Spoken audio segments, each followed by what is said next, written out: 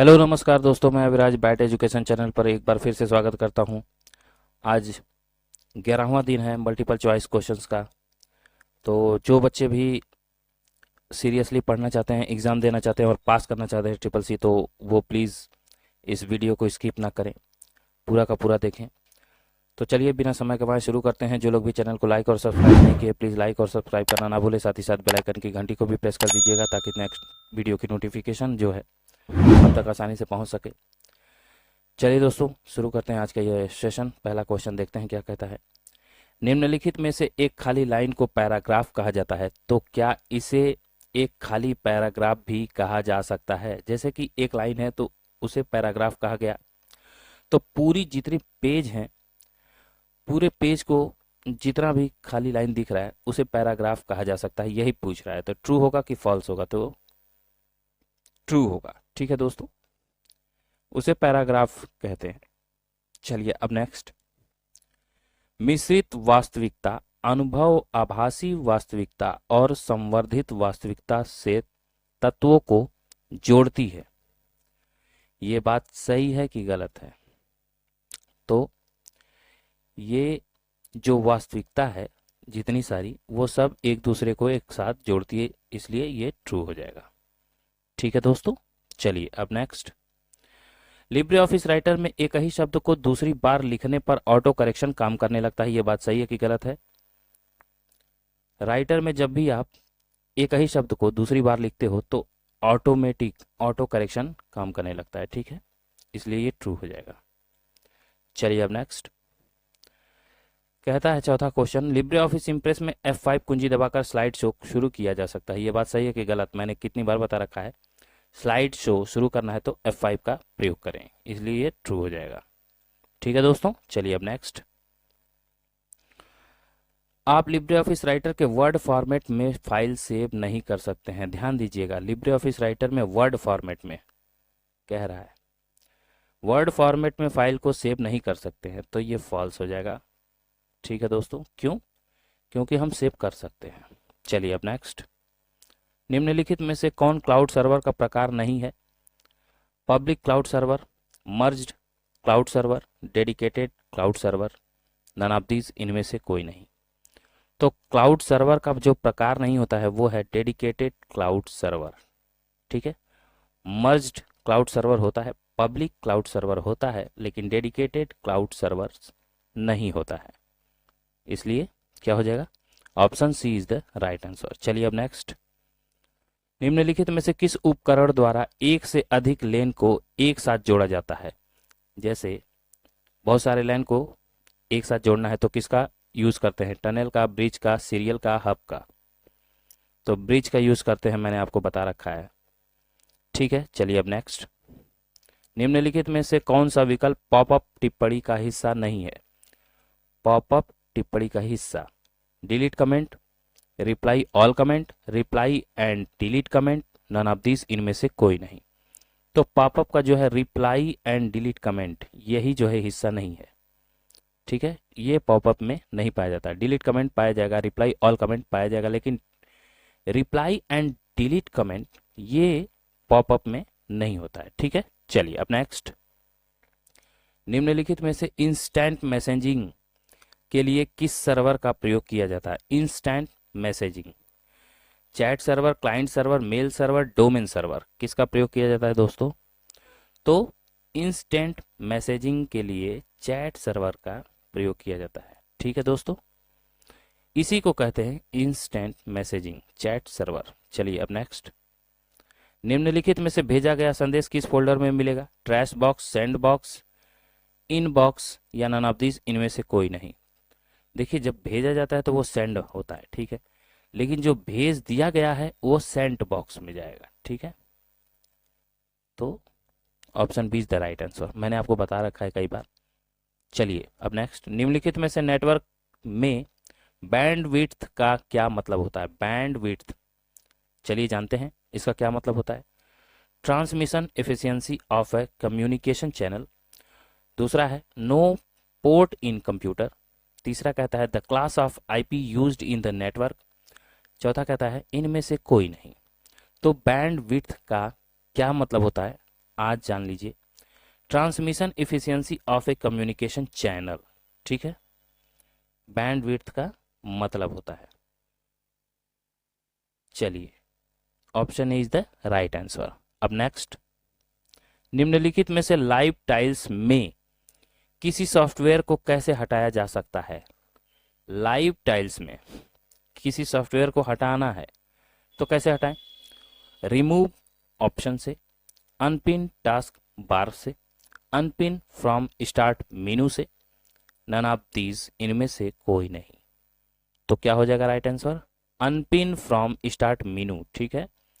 Start menu में जो होता है उसे अनपिन कर देंगे तो वो टाइल से हट जाएगा, लाइव टाइल से हट जाता है। चलिए अब नेक्स्ट, निम्नलिखित में से लिनक्स में कैलेंडर देखने के लिए किस कमांड का उपयोग किया जाता है? कैलेंडर का, कैल का, डेट एंड टाइम का, या नन ऑफ दीज इनमें से कोई नहीं। तो कैलेंडर अगर आपको लिनक्स में देखना है तो CAL कमांड होगा, उसी से आप देख सकते हैं कैलेंडर, ठीक है दोस्तों।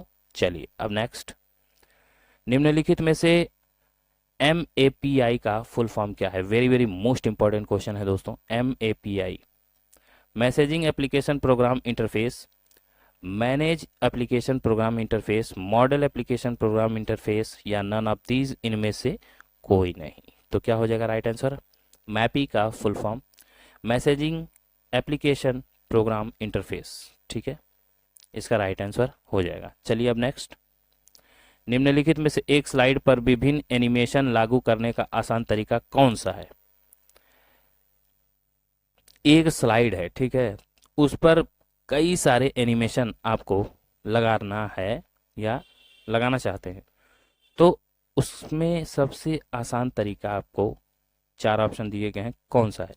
कस्टम एनिमेशन टेक्स्ट पैन में इफेक्ट लागू करना होगा, एनिमेशन स्कीम लागू करना होगा, एनिमेटेड क्लिप आर्ट के साथ बुलेट को कस्टमाइज करना होगा, या कोई नहीं। तो क्या हो जाएगा राइट आंसर? तो एनिमेशन स्कीम को लागू करना होगा, तभी कई सारे एनिमेशन को हम लगा सकते हैं, ठीक है दोस्तों। चलिए अब नेक्स्ट, निम्नलिखित में से पारंपरिक यूनिक्स फाइल सिस्टम पर एक फाइल के लिए किस टाइम स्टैम्प की आवश्यकता नहीं है? यूनिक्स फाइल सिस्टम पर फाइल के लिए किस टाइम स्टैम्प की आवश्यकता नहीं पड़ती है भाई? Change time, access time, creation time, none of these इनमें से कोई नहीं। तो क्या हो जाएगा राइट आंसर? स्टैम्प की जरूरत तभी नहीं पड़ेगी जब आप क्रिएशन टाइम पे जाएंगे, ठीक है, बाकी एक्सेस और चेंज में स्टैम्प की जरूरत पड़ती है। चलिए अब नेक्स्ट, निम्नलिखित में से पाई चार्ट डालने के लिए किस विजार्ड का उपयोग किया जाता है? ये कैल्क का क्वेश्चन है, बहुत ही मोस्ट इंपॉर्टेंट है। पाई चार्ट अगर आपको लाना है, डालना है, यूज करना है तो किसका उपयोग करते हैं? किस विजार्ड का? Data wizard, pie wizard, chart wizard, none of these इनमें से कोई नहीं। तो ऐसे तो नाम से पता चली गया होगा पाई चार्ट, तो पाई विजार्ड, चार्ट विजार्ड, ठीक है दोस्तों, option C is the right answer. चलिए अब नेक्स्ट, निम्नलिखित में से किसी फाइल में यूजर लॉगिंग सेशन को रिकॉर्ड करने के लिए किस कमांड का प्रयोग किया जाता है? किसी फाइल में यूजर लॉगिंग करे, उसके सेशन को अगर हमें रिकॉर्ड करना है उसको, तो किस कमांड का उपयोग करते हैं भाई? रीड का, स्क्रिप्ट का, मैक्रो का, या नन ऑफ दिस इनमें से कोई नहीं। तो एकदम आसान है, स्क्रिप्ट का ही हम उपयोग करते हैं, ठीक है, इसी में सारे रिकॉर्ड रहते हैं। चलिए अब नेक्स्ट, निम्नलिखित में से हार्डवेयर का वह टुकड़ा जो कंप्यूटर के डिजिटल सिग्नलों को परिवर्तित करता है और टेलीफोन लाइनों को यात्रा भी कर सकता है, कौन है वो? टावर, मॉडेम, ब्रिज, या नन ऑफ दीज इनमें से कोई नहीं। तो मॉडेम, मॉडेम जो है वो टेलीफोन लाइनों की यात्रा भी करता है और डिजिटल सिग्नल भी परिवर्तित करता है कंप्यूटर के लिए, जो कि एक हार्डवेयर का काम करता है, ठीक है दोस्तों। चलिए अब नेक्स्ट, निम्नलिखित में से किस शॉर्टकट कुंजी का अलग प्रभाव होता है? कंट्रोल का, शिफ्ट का, अल्ट का, टैब का, मतलब एकदम से चेंज कर देता है। कौन सा ऐसा शॉर्टकट कुंजी है बताइए? तो कंट्रोल दबा करके कुछ भी आप दबाते हैं तो एकदम से चेंज हो जाता है, ठीक है दोस्तों, वो चीज वही नहीं रहती। चलिए अब नेक्स्ट, निम्नलिखित में से कौन सा टेलीग्राम के संबंध में कथन गलत है? टेलीग्राम के संबंध में, permission to read e book, share multimedia data, voice on IP service, none of these, इनमें से कोई नहीं। तो क्या हो जाएगा right answer? Permission to read e book. Telegram के संबंध में यही गलत है, ई बुक परमिशन नहीं देता है। ठीक है दोस्तों, चलिए अब नेक्स्ट। निम्नलिखित में से लिब्रे ऑफिस कैल्क में कितने प्रकार के सेल रेफरेंस होते हैं? Cell reference 0, 1, 2, 4। बहुत ही मोस्ट इंपॉर्टेंट क्वेश्चन है। तो सेल रेफरेंस जो होता है कैल्क में वो 2 होता है। चलिए अब नेक्स्ट ध्यान दीजिएगा। ये आईडी कमांड का उद्देश्य क्या होता है? आईडी कमांड का उद्देश्य क्या होता है? Print effective and real UID, print effective and real UID and GID, print effective and real GID, या नन ऑफ दीज, इनमें से कोई नहीं। तो आईडी कमांड का जो उद्देश्य होता है print effective and real UID and GID. Option B is the right answer. चलिए दोस्तों अब नेक्स्ट अच्छे से देख लीजिएगा। निम्नलिखित में से लिब्रे ऑफिस कैल्क में डिफॉल्ट रूप से रो और कॉलम कितने होते हैं? अपने आप खोलते ही जो रो और कॉलम दिखाई देते हैं वो कितने होते हैं? 10, 48, 576 और 1024, 65, 55, 7 और 128, 10, 48, 576 और 256, या नन ऑफ दीज, इनमें से कोई नहीं। तो देखिए सबसे आसान है, आपको याद रखना 1024 ये। ठीक है, जहां दिखे उसी को लगाइए। इतना बड़ा संख्या ये जो है आपको शायद याद हो। 10, 48, 576 अगर याद हो सके तो कर लीजिएगा, नहीं तो मैं कहूँगा 1024 ये देख लीजिएगा। ठीक है, चलिए दोस्तों आज का लास्ट क्वेश्चन देखते हैं। निम्नलिखित में से कौन सा सभी सरकारी सेवाओं के लिए सिंगल पॉइंट की सुविधा के लिए एक सामान्य और एकीकृत मंच है? उमंग, प्रगति, भीम, यूआईडी, ये सारे के सारे एप्लीकेशन है। तो कहता है सभी सरकारी सेवाओं के लिए सिंगल पॉइंट की सुविधा के लिए एक मान्यता और एकीकृत मंच है, मतलब कि बहुत ही मोस्ट जो है यूजेज में आता है। ठीक है, और मान्यता भी दी गई है। तो कौन सा है वो? तो उमंग ऐप, जिसमें 13 भाषाएं होती हैं, मैंने आपको बता रखा है। ठीक है, इसमें बहुत सारी सेवाएं सरकारी दी गई हैं। यही है जो बहुत ही सिंगल पॉइंट में कहलाती है और बहुत ही ज़्यादा मान्यता इसको प्राप्त है। तो बस दोस्तों आज की वीडियो यहीं तक थी। तो जो लोग चैनल को लाइक और सब्सक्राइब नहीं किए हैं प्लीज़ लाइक और सब्सक्राइब करना ना भूलें। साथ ही साथ बेल आइकन की घंटी को भी प्रेस कर दीजिएगा। मैं अपने वादे को पूरा कर रहा हूं। मैं डेली क्लासेस आपको प्रोवाइड करा रहा हूं ताकि आप अच्छे से CCC को पास कर सकें। और जो भी कुछ कमी रह गई हो आप मुझे कमेंट बॉक्स में कमेंट कर सकते हैं। तो चलिए बच्चों, इजाज़त लेने का वक्त आ गया है। अगली वीडियो में फिर से मुलाकात होती है। मैं अविराज आपसे इजाज़त देता हूँ। तब तक के लिए जय हिंद, जय भारत।